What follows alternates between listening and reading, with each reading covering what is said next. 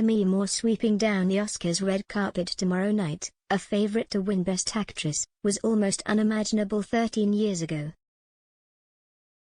Moore, 62, was at rock bottom in 2012. She passed out on Friends' floor after inhaling nitrous oxide and smoking synthetic cannabis, had a seizure and an ambulance was called. Her marriage to Ashton Kutcher was on the rocks and her daughters were not talking to her.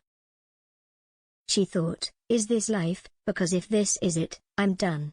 Now the Ghost and A Few Good Men star's career renaissance is nearly complete." Bookies are tipping her to beat Mikey Madison in an aura to win the Oscar tonight.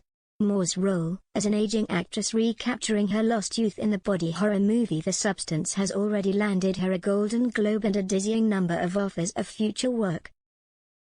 For her close friends, it's just what she deserves after such a tumultuous time both professionally and personally. They say the breakdown of her marriage to Kutcher nearly sank her. A pal said, "Of the many tribulations Demi has endured, from her chaotic family upbringing to her drink and eating disorder, you could make a case for this divorce hitting her hardest. It's one of the saddest things she's gone through. It's no doubt made her tougher, and perhaps more equipped to cope with whatever life throws at her. To see her from that nadir to now is extraordinary." Moore and actor Kutcher met in 2003 when she was 40 and he was 25. She wrote in her memoir Inside Out, "It was the way I'd always wished it could be, love that felt pure and simple and profound."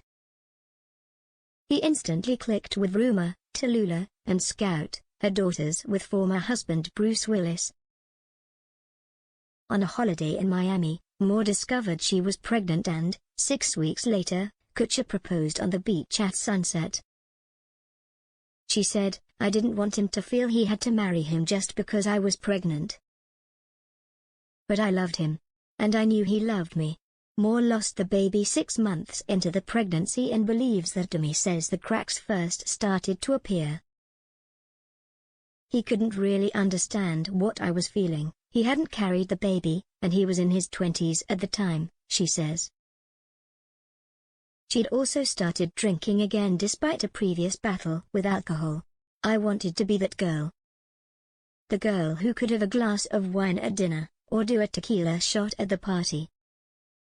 In my mind, Ashton wanted that too," she says. Despite being on shaky ground, the pair tied the knot in a low-key wedding that they managed to keep under wraps. Other addictions prevail too, including to prescription drugs. Eventually she put herself through rehab but she claims Ashton was unimpressed. "I felt like he was angry with me for having this problem in the first place," she wrote in her memoir. But worse was to come for the couple when they decided to have a threesome because it was a fantasy of his. "I wanted to show him how great and fun I could be," she wrote. But after a story broke he'd slept with a 21-year-old he'd met at a bowling alley, she blamed herself for bringing a third party into the marriage and that they'd blurred the lines. Even more cheating claims surfaced after a Google alert flashed up on her phone. Sarah Leal told how she had a hot tub tryst with the actor on the night of Ashton and Demi's 6th wedding anniversary. "He was a good lover," Leal said. "But if I had known from the beginning he was married, none of this would have happened." Demi was left floored. There were quotes from a young blonde replaying Ashton's pickup lines, she said. "I felt sick to my stomach, I knew those words. I knew she wasn't lying." Unable to move on from the betrayal, Ashton moved out a week after her 49th birthday. The split sent her spiraling as she lost extreme amounts of weight, and led to the incident in her living room in which an ambulance was called. Despite once earning a record £10 million for striptease, the offers had dried up. "I could barely function," she said of that time. "I rarely left the house, except to let the dogs out." But slowly and surely she managed to get her life back on track through treatment, and her close circle of friends. She also healed her rift with her children who hated her drug use. A friend said, "It was a dark time for Demi but she pulled herself out of it and all credit to her." She deserves every success she gets. For Ashton, who is now married to Mila Kunis, he was less than impressed with his ex-wife going public on their marriage in such excruciating detail. "I was pissed," he told a magazine. And when the book was published, he tweeted, "I was about to push the button on a really snarky tweet.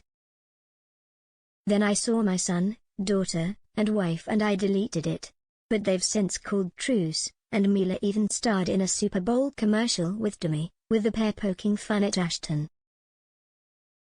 The friend added, "Life goes on and Demi has dusted herself down and got on with it. She has dated again, and got on with things. Not many can come back from such professional and personal ignominy, let alone potentially win an Oscar.